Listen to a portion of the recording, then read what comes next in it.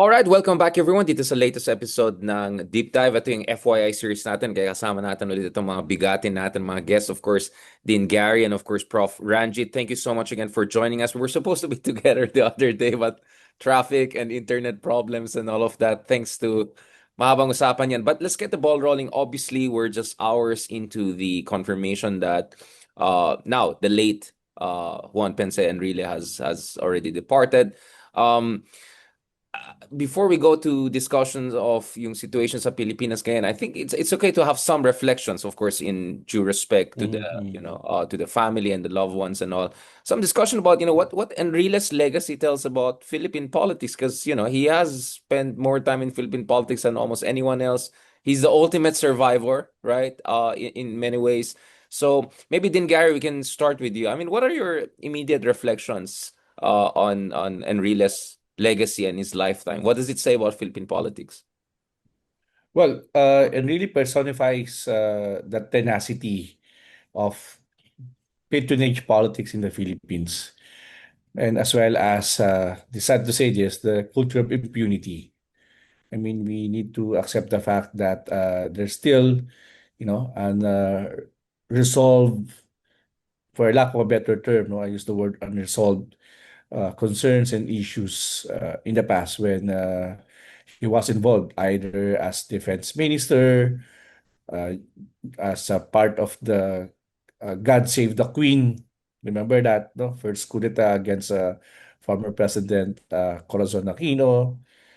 And of course, his leadership uh,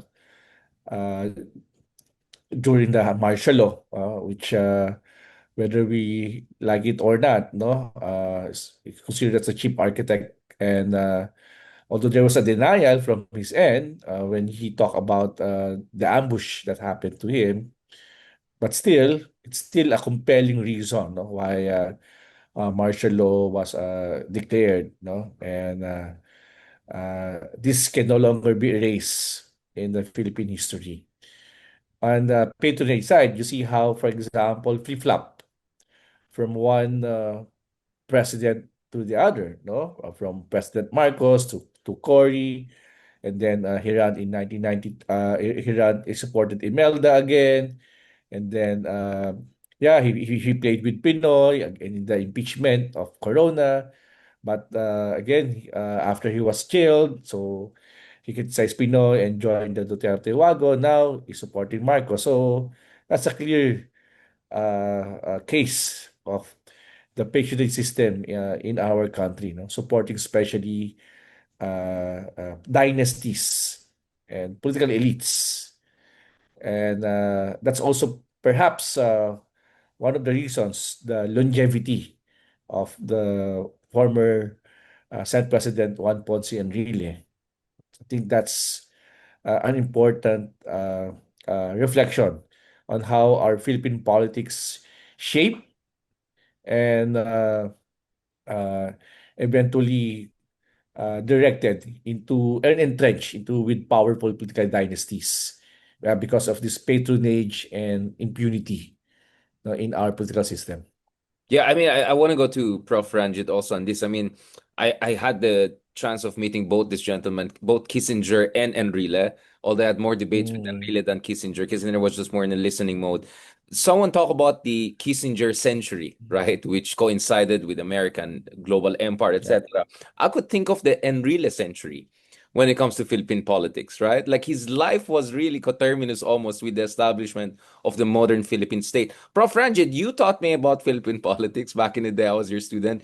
Let's talk about the Enrile century. I mean, in what sense is And one could Enrile? argue, That's mhm. a good way of putting it because I was thinking about the Kissinger century. It's an excellent way of putting it, di ba? Parang it's continuity and change. And in really to a Mhm. great extent, just like Dean Gary's earlier critique or reflection, it's more symbol of both continuity and change at some, but more of continuity, di ba? It's really hard. Is he a hero or villain in history? But before that, our condolences to the family. It's at some level, you love him or hate him, it's a loss, no? Yeah, at some level, uh, to our collective. because he's such a repository of history and knowledge and Mhm. experience. Yeah.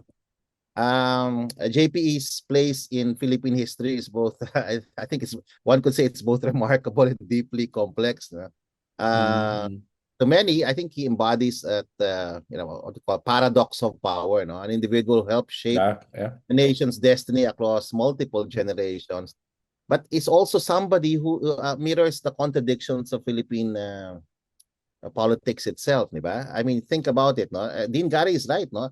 While he played a pivotal role in change at different junctures in our history, his long life in politics, no, is also a witness, no, I mean, a symbolism, di ba, of the enduring persistence of traditional politics in the life of our country. So, it's his Mhm. legacy, Richard, it's not easy to classify, diba? It resists classification when you talk about his legacy. I mean, to some, he's a patriot who helped restore democracy. I mean, to others, he remains a symbol of moral ambiguities, no, and to a great extent, the compromise, no, that we see always in Philippine politics, no. I guess siguro perhaps his greatest contribution lies not in being a hero or a villain, although that's very important for some, and maybe it's, Dean Gary is right about that. I think it's in his life being a reminder, no, that history is shaped by choices, diba? And that you know, to a great extent, no, power, the context, no, that the political culture, the political context, both he shaped and shaped him, no, as a political actor. So I think history will either be kind or be very bad. It will still be, we still need to reflect on it, no, now that we've seen so many facets of his life, no. In the end, I think in realist life challenges, di ba? The Filipino to reflect on the meaning of both politics, leadership, and even the idea of redemption. Can one act of courage erase years, in the words of, in the ideas of Dean Gary, complicity, let's say in martial law? Can intellect and service outweigh moral compromise? And that's a big issue now, ethics in politics, no? We're talking about it now, no? His story is like that of a nation that he served, no? And shaped. It remains unfinished, and it's a continuing story and continuing saga. So that's how siguro I could reflect on him now. It's a hard question to answer, Richard, Mahirap really. siya. I mean, we're not Is he a historians, hero right? or We're villain political on his scientists. history? Yeah, yeah. But yeah, you need really time to reflect on his legacy, because at some point he tried to look at redemption. He tried to redeem himself. But then again, what were the last chapters of his life? The corruption case, di ba? Of which again, he was able to surpass, no? Which by the way, is a story of corruption cases in the Philippines, and nobody really goes to jail. And I'm saying that in reflection also to the statement of the president this morning, diba? He made a very dramatic statement. People will go to jail. We're going to take corruption seriously. So in realist life, no, I say a hero in history or a villain in history is something that I still have to reflect on. And yeah, but again, Dean Gary makes some very strong points. No, he is in my eyes and the eyes of those who watched his life closely, um, an architect of both repression and curtailment of freedoms, but at the same time, he played a key role in reshaping post-EDSA, the institutions, whether as a cabinet member, as a member of Congress, um, you know, so it's something that we need to study and see what of his own contributions will leave a lasting legacy. No, no, I can see. I mean, obviously, as Filipinos, talagang we want to be as respectful as possible to the moment. But let's be honest, Yeah, Prof. Ranjit, we had our entire lifetimes to reflect on the legacy of yeah, Enrile. It's not like this was a shock. Dingari, I want to come back to you. I mean, to yeah. what sense do you think Enrile shaped and was shaped by the dynamics of state building and democratization in the Philippines? I know we're not historians here. We're political scientists here, public policy people here, but to the degree that we can make those pattern longerie analysis. What do you think? What is your preliminary take in terms of how much was he an agent of history or more a reflection of our historical tendencies? I found out that Prof. Ranjit will be part of this discussion. No? Naalala ko tuloy yung 5 areas of study ng political science.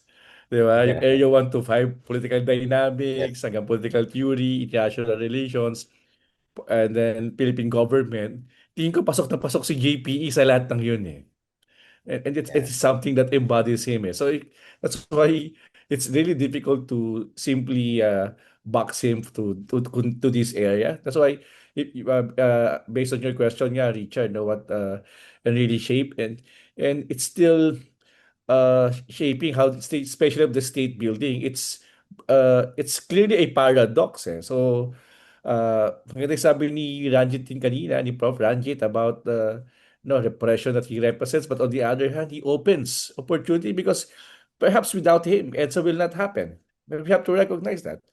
And in the same manner that without his leadership in the Corona impeachment case, the first impeachment case that we convict, that the impeachment court convicted, and then it will not happen because remember those uh, lawyers, superstar lawyers that back up Corona at that time, no? Estelito Mendoza, and so these are really top brass. And then you have Miriam Santiago is also, flaunting her knowledge in the Senate, but it was Enrile who stood firm.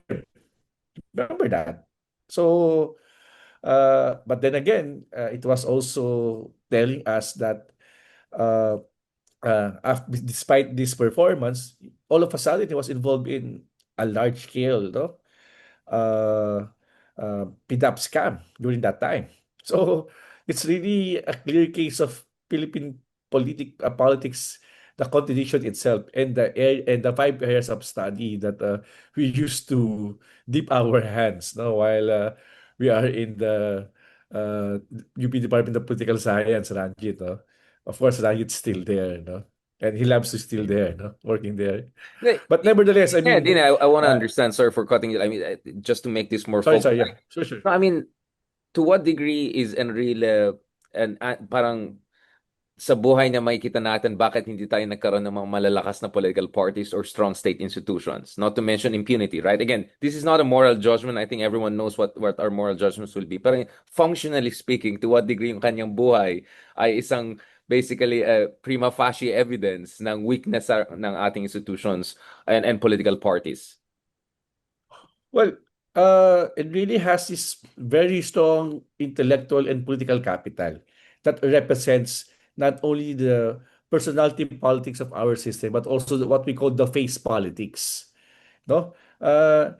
Nag-evolve na talaga yan eh dahil mas mo yung mukha yung mukha ni Enrile, it means a lot to us. So that's why isa rin siguro kung bakit, di ba, he attempted to be part, for example, naalala ko nung he first ran as senator after the EDSA, sila lang ni Erap Estrada ang nanalo under the Galing at Danghal coalition. I still remember that. No? And it was not the political party who basically propelled his winning, but rather his personality.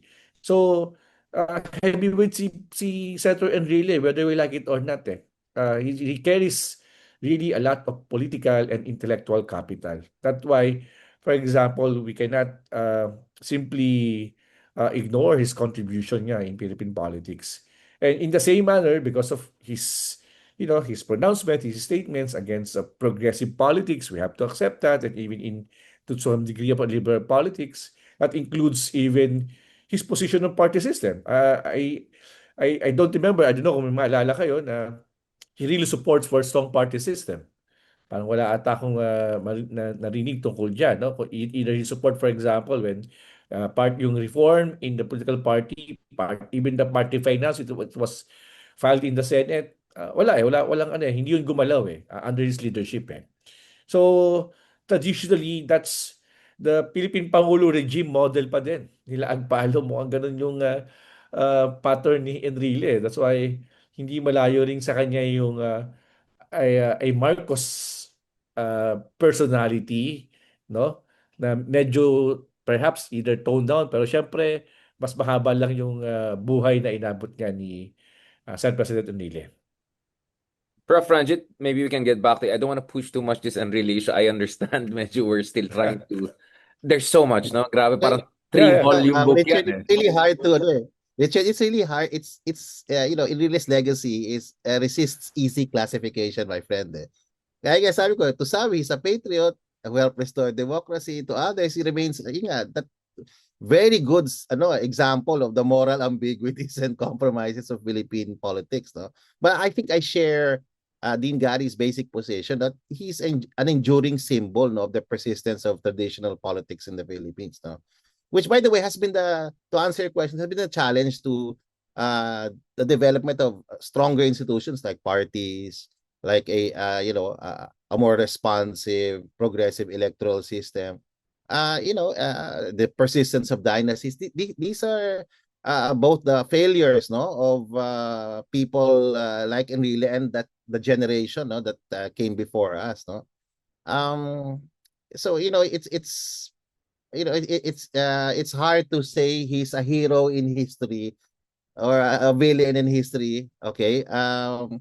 But you're right. He's a reminder that history is shaped by men, and men are shaped by history. And so I'll leave it at that. No, given where we are now, he just passed away, and reflecting on his life. So and the complexity of that life, it lasted a long time. Tama si Dean Gary eh. He's a man that we have seen all throughout our lives, and I'm in my early 50s, no. So okay, just for everyone to know, I grew up with the symbol with Enrile already, Marshall O'Baby. So I grew up with Enrile already in the television, and all my life I've seen him, move from one party to another, from one group to another, to a great extent, pushing, his own self-interest, and his political career forward, so it's both interesting to study, and maybe at this point it's unfair to give haphazard estimations of such a long and storied life, but this is the best I can do. He's either hero or villain in history, depending on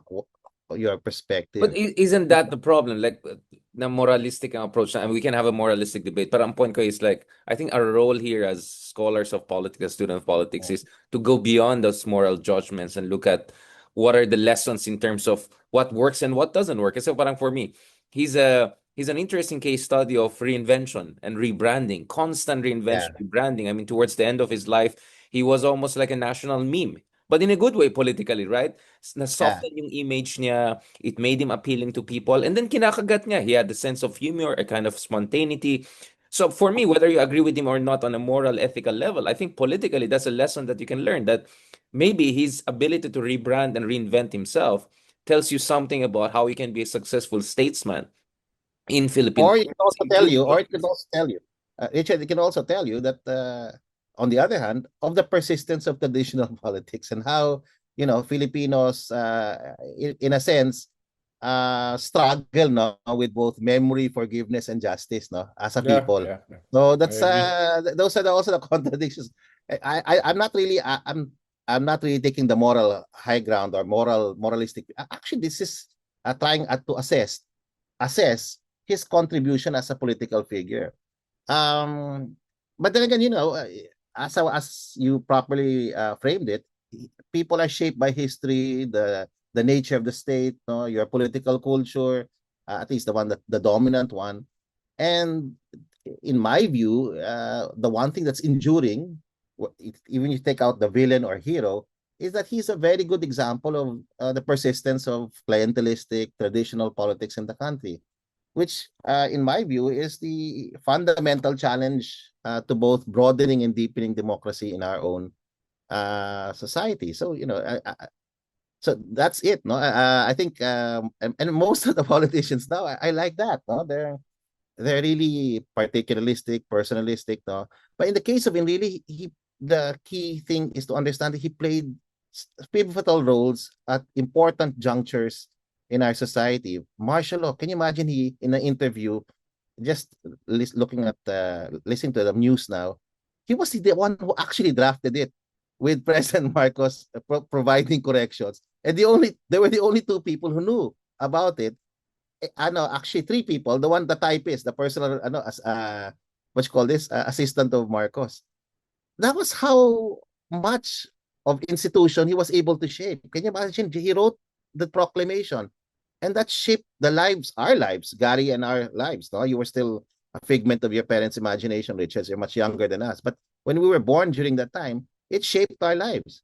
And he wrote the basic proclamation, and only he had a copy. He helped engineer that, and all the bad that came with it. But then again, the redemption happened when he broke away from the dictatorship. Now, people are arguing now, did he really break away? Was it a rearguard action? In one interview with President Bongbong Marcos, basically, he did it to save the republic so that the republic would not fall in the hands of the left, which were disorganized at that time. So was he truly a hero in history? So it's both a paradox, no, and a complex thing to answer right now in your beautiful show, no? Maybe we should give it some time Yeah, and we're give gonna get Moment historians some on this. time. Yeah. But Ako, anyway, those are some of the things that it's really hard, no, to classify such a long life. But then again, I'm biased now about what Dean Gary said. His complicity in the dictatorship, his him being a symbol of the enduring changelessness of Philippine politics. When you look at patronage, when you look at particularism and personalism in politics. But at the same time, you're right. He's also a symbol of the fact that over time you can rebrand, as the it's a Marcoses political have skill. rebranded. Absolutely, Yeah, it's a political skill. you have to survive, and in a context where there are no institutions that are strong enough to how should I say, define politics, like along ideas, ideology, platform, institutions like parties, no, political parties. You have to give it to the guy. He's a survivor, and this person went to jail, huh? Not for long, but he went through all these struggles, no. So one has to also reflect on that kind of life. That at some level there was some attempt at redemption. Whether that's genuine or not, the jury is still out. I mean, talaga, I can see the hedging constantly by everyone. Yeah, But I know. ang It's point hard, ko eh. naman, the best way to put it is that he's a mirror to Philippine political history, Yeah. right? We can work it from there. Dean Gary, Yeah, I want to yeah. go back to you to set the tone because one of the last job essentially that Enrile had was political advisor to the son of the very person he betrayed ultimately. Chief And legal then. Yeah. exactly, chief And legal was legal. advisor. So in many ways, that tells a lot about him. But let's talk about BBM and his anti-corruption crusade or whatever you want to call it. Nasaan tayo ngayon almost 4 months into this supposed initiative against corruption and almost half a year since his State of the Nation address. Well, earlier, si BBM had its press conference on updating all the initiatives that his administration have done and been doing, especially with uh, the ICI investigations, all the bank freeze. He gave his number, and then he said that uh, may mga makukulong na hindi magiging maganda ang Pasko. So very, it's a very strong statement, and people wanting it.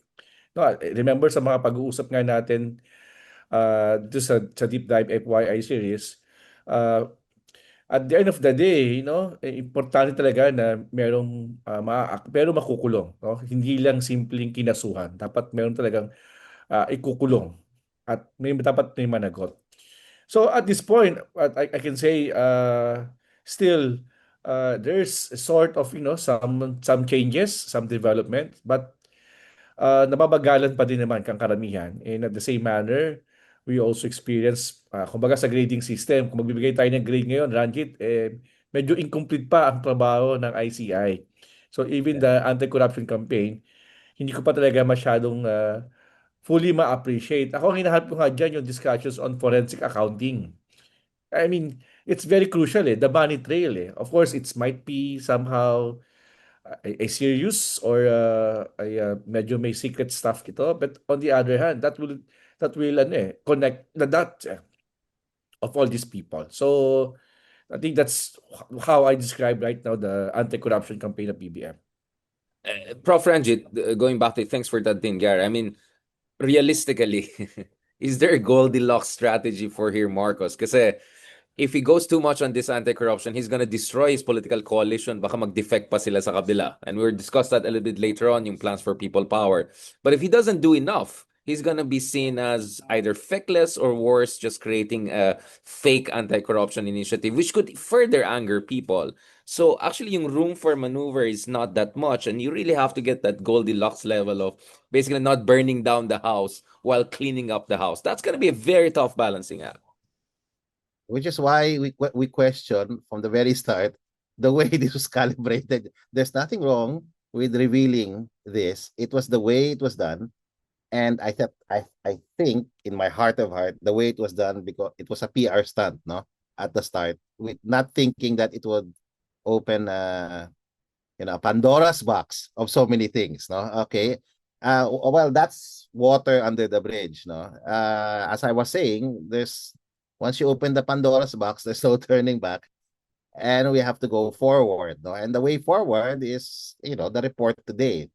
And I had just to be transparent, I had an interview with the new ombudsman, Boying Remulla, who told me about harrowing experiences in his life and the need for him to leave a legacy. When you hear him, I think BBM and the ombudsman are clear. They mean business about corruption. I got a perspective from them. They say what they mean and they mean what they say. And what they said yesterday for Boying, Ombudsman Boying, and the president today is that people will go to jail. They have given a number of people. They have said maybe some senators might even go to jail. So while I know it will not appease the angry crowd who want blood, no, our surveys are clear. People are very angry. 60% are very angry. A big chunk of that, more than 60% of millennials and Gen Zs, they have the highest, beyond the national average, who are very angry and want three things. Now, one is they want accountability. Two, they want people to go to jail. And three, they want restitution. So that's what the surveys are saying. They're not asking for a cleansing of the DPWs. That's number 4. They're not asking for better flood control projects. That's number 5. The top 3 are about justice and accountability. And so the government has to perform, no, or else they will disappoint again. And when you look at the new trust and approval numbers of the president and vice president in Octa, they all went down. And not just went down, they went down drastically. So this is the first time we've seen BBM go down to low 50s. At the rate we're going, we're not very positive about it recovering anytime soon. Why? Because at least based on his pronouncements today, the cases will only be filed, okay, towards the end of November, early part of December. So it will take time for people to be appeased, no? And so we don't expect that the numbers Walang will... Christmas gift. We are not expecting some year-ender, And he made an announcement today. That will be the Christmas gift to the people, but it won't be a Christmas gift to those who will go to jail, no, obviously. But what I'm saying is that these numbers, these trust and approval numbers, we'll find it, I feel it will be very hard to see recovery in these numbers if the administration does not perform. And it has to perform on a range of issues, no? The survey says it has to deal with inflation, now corruption, the issue, of course, of wages, okay? And these are very complex issues that I feel the executive alone cannot resolve. It has to have a very good coalition with Congress. But how is that coalition now? You just said it right. That coalition is fractured at the moment, and I don't know how that coordination between the executive and the legislature will happen, and I hope it happens because it will benefit the Filipino people, especially when we get a better budget now. No, 51 billion was slashed. Tama ba? Yeah, 50 billion was slashed from the DPWH budget. And I just heard very good Senator Win Gatchalian, very good Senator Pia Cayetano talking about how it's going to be reallocated to health and education. So we're hoping that that coalition of the willing in the House and the Senate will continue. But I don't know how long that coalition will continue if there's so much pressure, no? So much political noise happening. So this is a complex thing. So the president has to first make the first step. So unlike Gary, I'm hopeful that the first step is putting some people to jail. But the long-term solution, as you all know, is institutional reform. And we're hoping the initial steps that undertaken by Secretary Vince Dizon to improve how bidding is undertaken, the monitoring system, and including reducing the cost by 50% of overpriced DPWH projects will do the job. What we all know is that this scandal, this expose of the president has cost the third quarter as far as our GDP is concerned. It has cost him politically. So we have to give him the benefit of the doubt. He's trying his best. He's risking it all. And from that perspective, I'm saying that he probably means what he says and says what he means, that he wants corruption to be resolved in some fashion, no? At least make the first steps, no? So I think he's trying very hard. And I think there's a consciousness now in the administration. It's not anymore important to be popular. They're not running anyway, and they don't have an heir. Okay, what's important now is not to be popular, but to do the right thing. And I think that's what the president has made a statement about. I'm going to do the right thing, whether it will cost me politically, it will cost some temporary slowdown in the economy, but this is the right path to go. Din Gary, Hey, yeah, thank you for that, Prof. Ranjit. But Din Gary, hindi kaya may risk na maging lame duck na si Marcos na he might soon lose even the ability to steer this initiative in the right direction, assuming that's really his intention? Mukhang nag-freeze yata. Nahirapan niya. I hope that was not a tough question. Balikan na lang muna kita, Din. he is a late, Richard, I think, is he a late down president I now? think, yeah, Ano ba yun? nag-freeze talaga Because siya. of the expose, I think the president's now, to a great extent, I think he is in that lame duck state now. He's very reliant on his very thin coalition in the Senate. And but we're hoping that everybody works together. It's not about Marcos or Duterte anymore. It's really about how we can move forward from this. Where we may be the shining example of democracy here with all its flaws, no? But now I think we're a laughing stock as far as this issue of corruption is concerned. So much, has been, exposed both locally and internationally, and it's destroyed business confidence of both foreign investors and investors locally. So we really have to show something for all this suffering we're now experiencing because of this movement that we've started. And I'm saying this, I'm supportive of this move, but it will be painful. It will get a little harder for us before it gets better. Yeah, I mean, we're walking through the valley of tears, so we have to do it properly. Din Gary, I was asking you before nag-freeze ka, I was asking kung lame duck na ba si BBM, or is there risk for him to become lame duck before he can steer this, get us across the line, kumbaga? Well, I think if BBM managed to create this impactful decision by December, especially by jailing what he mentioned earlier, those who were involved in the graft and corruption cases, it represents two things. It can create that, somehow there'll be a fear. The president is very serious, so he is using really his executive power to ensure that he's building now a legacy, no, during his term. But on the other hand, it can also, as mentioned by Prof. Ranjit earlier, it will also create a backlash, from his allies as well as from the opposition, especially the Dutertes, who are capitalizing this flood control project that's back to you.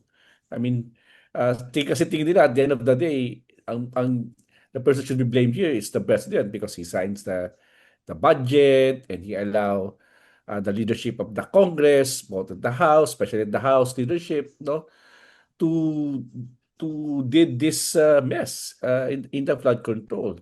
So yun nga yung problema rin talaga itong kampanya na ito, no, remember when we talk about this when it was launched, no, it's treading in a very dangerous, no, line. So uh, we're still hindi man still hoping for the best pa rin naman ako in a sense. I recognize that there are some changes, some developments in the conduct of this campaign, but yung dulo nito hindi ko pa rin alam ano yung magiging dulo nito no, that Walang exit plan.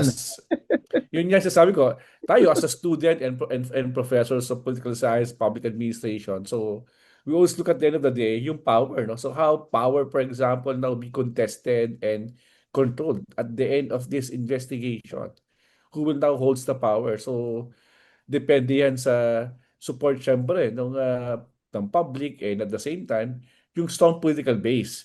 I don't know on the part ng Malacanang kung there is an organizing component from their end to consolidate especially a broad group of civil society and aligned people, no, who are really into the anti-corruption campaign. So sana may ginagawa din ito ng pamahalaan, no, ng BBM administration, and that might help, no, to provide some foundation to his leadership.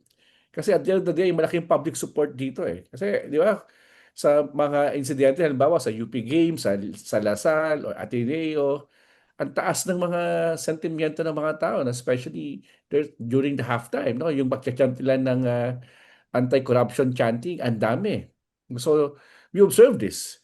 Kaya importante how are this consolidated na hindi lang ito simpleng campaign but really part of a political base building outside of the traditional elites, outside of the political families that can generate a potential force in 2028 at the same time support this administration's anti-corruption campaign at the end of PBM's administration in 2028.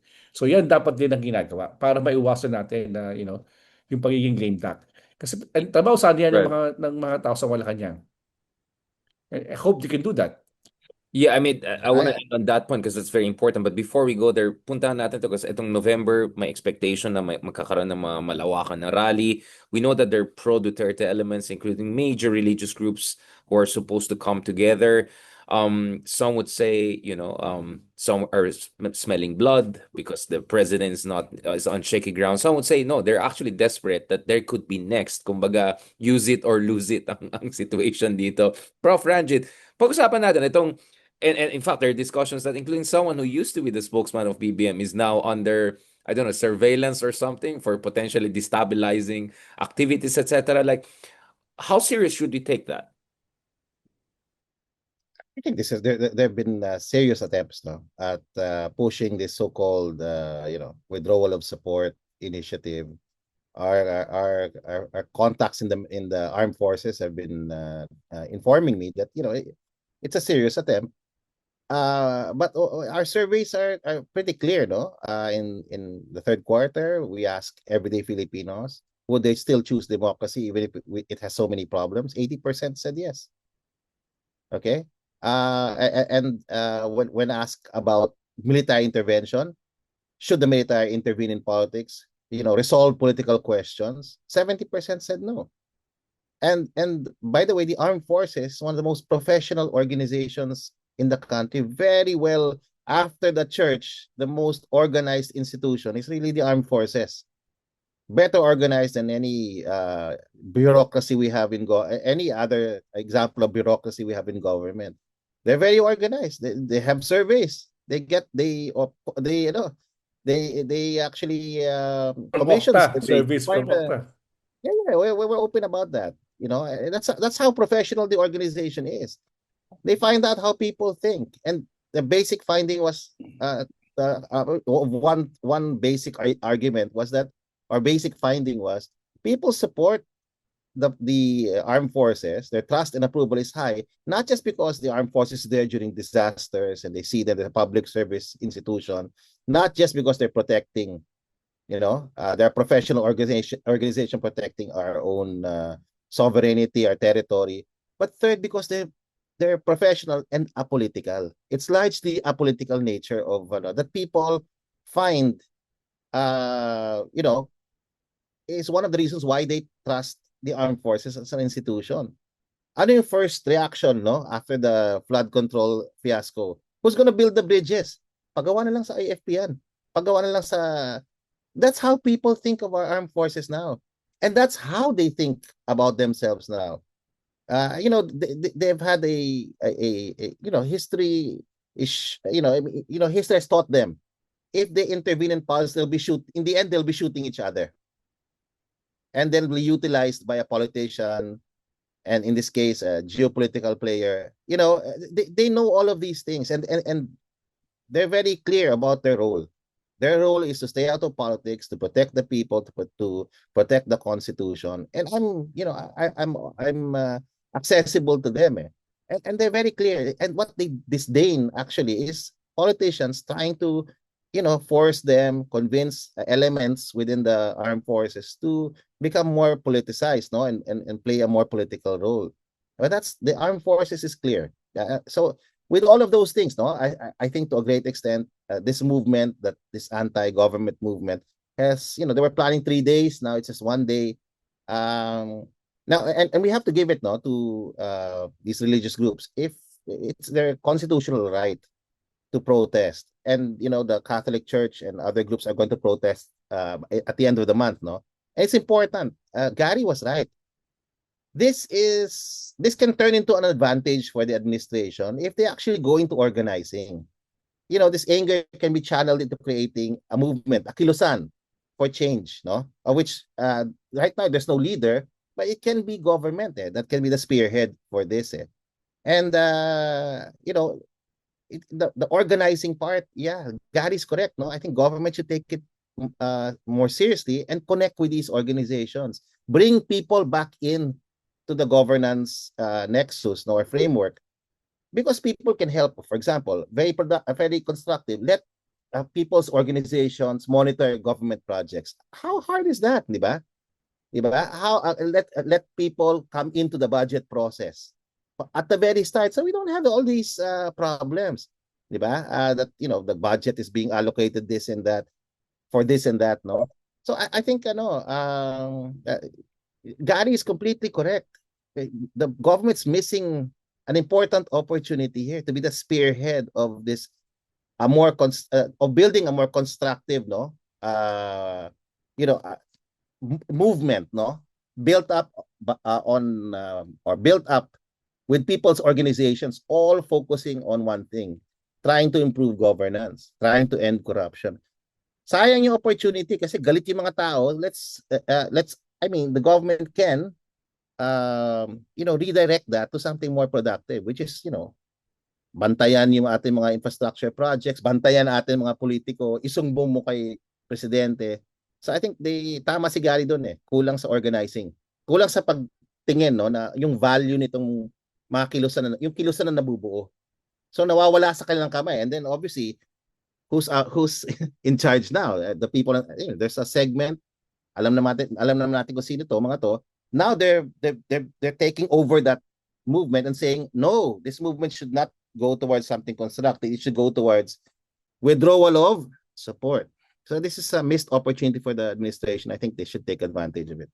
I'll go back to Dean Gary. Thanks for that, Prof. Ranjit. I mean, pag-usapan natin yan because people are saying, is BBM even in a position para gumawa ng ganitong interface with the progressive liberal civil society? Baka dahil malapit na siya maging lame duck, baka dahil yung isa takot sila na just being close to BBM might undermine their credibility. Baka mahirap talaga to put them together. Do you think there are conditions for some sort of a tactical, temporary interface to happen there? I think clearly there's going to be a lot of discomfort on both sides because we're talking about very people who have been attacking Marcoses and the very people that the Marcoses have been at cross purposes with for quite some time. So Is it kind of a tactical coalition even workable? Is even desirable? Is it the only game in town?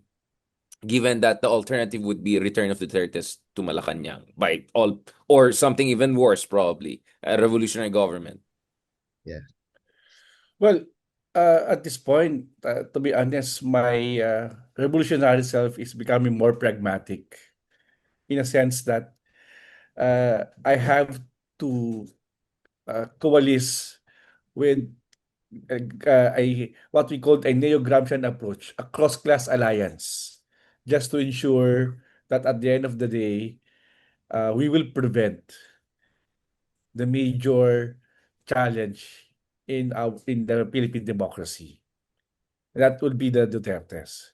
So I think it's will be prudent, for example, for people who really find a common ground. No, hindi natin sinasabi na we are simply uh, natin, no? Parang how to call this, no? Sa simbahan ay pinapatawad na natin kaagad. May absolution na tayo sa mga Marcoses. Hindi naman ganoon. We're still looking at the problem in this government, especially nga yung naging budget, yung kakulangan, for example, in addressing the basic social services. But at the end of the day, meron kang existential problem na kinakaharap natin And that will be this coming 2028 election. So we have to join force to ensure that we will prevent that existential threat. No? Sa akin, ano yan mabigat yan mabigat yung ganyang challenge na kakaharapin natin. So, working with various sectors in a cross-class alliance, I think is very important kasi it will be a number game Saka tayo magdebate. No, well, in fact, pwede naman tayo magdebate along the way. But the point is, maliwanag dapat yung terms ng pagsasamahan ng mga tao. That's why I will call for what we call this a broadened, whether we like it, a big tent or various tents or whatever that is. No? But this will carry some hope to hold the line against further abuse in our institutions, weaponizing the law against every one of us who will be, you know, opposing, for example, draconian rule or autocratic rule in the coming years. So yun pa yung mga challenge na nakikita ko na So din importante you think harapin. people So will understand that? Like yung mga galit na tao na nawala ng pag-asa, don't you think mawala rin sila ng tiwala sa mga liberal progressive groups if they're seen as too close or too accommodating of the incumbent regime out of fear of the return of Duterte or something worse? Like anong mga well, dapat red lines or anong dapat mga reassurances na pwede nilang gawin para hindi mangyari yan? Kaninang umaga may binabasa akong article about yung pagkapanalo ni Zoran Mandami sa New York sa New York sa mayor. Pero ang dami pwedeng matutunan For example, no, hindi diniscuss ni Zoran yung pagiging immigrant niya, yung pagiging Muslim niya, yung pagiging minority niya. But he simply called to action. Ano ba dapat yung action natin? So I think we need to offer concrete actions to the people. Yan nga, kung kailangan may makulong, merong reforma, halimbawa, tingin ko yung ginagawa ng DPWH ngayon, no, yung uh, making sure na yung prices ng mga ng construction materials, ng equipment ay really at cost. Yung dating paraan nila na may plus 30%, binabago nila. So, yan yun Tapos, syempre nga, kung may makukulong, then that would be a very good opportunity for this government to some extent, a little redeem of themselves. And for example, sabi nga kung magiging strong yung ating yung mga ating mga anti-corruption grabster like yung ombudsman, no? Kung magiging sincero halimbawa si Ombudsman Remulla to ensure that a fair chances of people who will be jailed will be given due process unlike in the past na walang ginawa ang past ombudsman. So yun yung kailangan naman rin ng mga tao ngayon At hindi lang marinig, makita talaga nila na merong konkretong aksyon silang makikita no, from this administration. Thank you for that, Dean Gary. To close this episode, Prof. Ranjit. So, how do you make sure walang kiss of death na mangyari dito? Because many people would argue time is on the sides of the Pinks. They just have to ride this out. Hayaan mo yung dalawa na yan, magsalpukan. Come 2028, either it's Lenny, either it's someone from the progressive side. It looks that there's that school of thought. The other school of thought is that just because takot tayo na bumalik si Sara, we shouldn't take blind eye tayo sa mga nangyaring kababalagan under the Marcoses or the history of the Marcoses. There's some healthy debates on what should be the path forward for the so-called third force. I mean, do we even have a third force? I mean, what is your read of this, Prof. Ranjit? I don't know if we have a third force. It doesn't seem apparent in the surveys. Number two, I think that's emblematic of the problem of the anti-Duterte forces. Everybody thinks in terms of family names, families, small things, no, like our group, theirs, no. When in fact, Dean Gary was right. We have to elevate the discussion to ideas. We're defending liberal politics, whatever is left of it in the country. And trust me, Richard, tactical coalitions are the only way for liberal parties in this country to remain viable, especially in a fragmented democracy like ours. Without such coalitions, liberal politics, I should say, risks fragmentation, irrelevance, and eventually captured by illiberal majorities.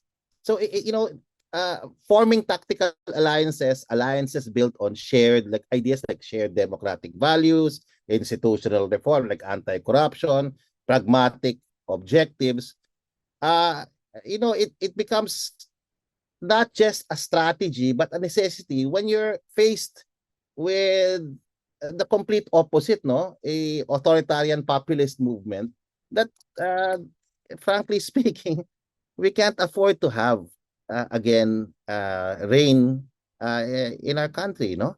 So that's one way to look at it, no. We have to go beyond looking at things from the level of families, dynasties, and start thinking of bigger things.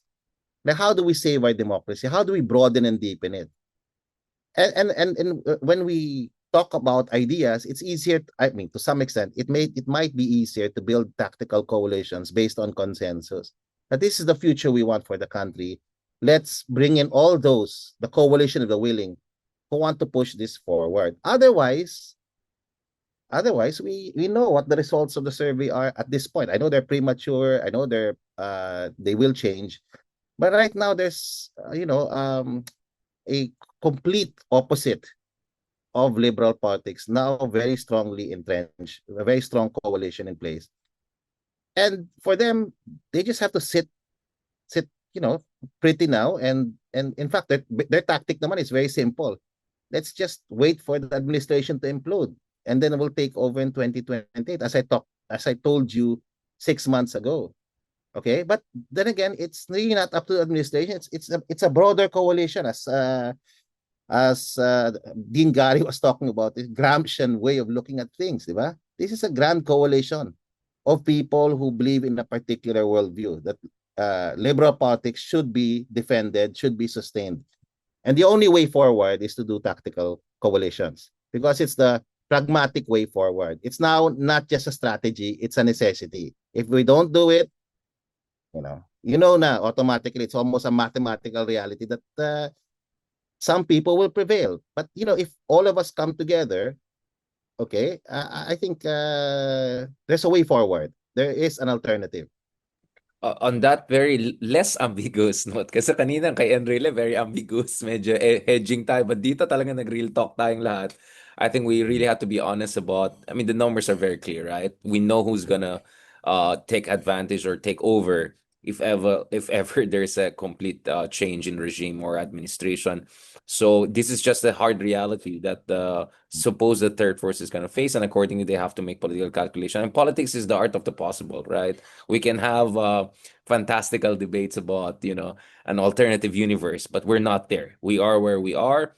But there's still a very good opportunity that if the third force or emerging third force play their card well, they'll be in a position to be in power in 2028, and then they can really do big things when they want. But for now, I think sequencing and prioritization is very important. On that note, thank you very much, Dean Gary. And also Prof. Ranjit, Thank you, Chad. looking Yeah. forward to have more conversations. Balikan natin to after. Tingnan natin kung magpi-people power next week or something. Hindi na pala 3 days, 1 day lang. Baka kulang sa budget. Kulang sa Ah. budget. Medyo So let's kinapos. wait and see All what right. will Wait and see, happen. wait and see. Yeah, and I'll give you guys Okay. 1 month and then I'll return to you on your analysis of legacy of Enrile. Sige, let's have 1 month of reflection kasi there's a lot of content Ah, material to deal with. pero maganda yung juxtaposition mo ng what you call this, Kissinger century and Yeah, the Enrile Enrile century. century. I'll call It's it a very the good. You should But write it's that also sa Paulo guys, Jose I Ibarra. mean, let's be fair. I mean, our condolences. We go out to the family. Yeah, with Yeah, all of due course, respect. Lost yeah. here, family just lost the patriarch, and our condolences go out to the Enrile family. So, sans the critique for this time, okay. Let's have Let's let's after a come month. to Let's Yeah, have a we okay. proper offer conversation. prayers to the family Yeah, with the late President, Senate Senate President. President Enrile. Yeah. That's where Thank talagang you. ganun talaga tayo mga Pinoy, di ba? Empathy always. God bless. Talk to you soon. Salamat.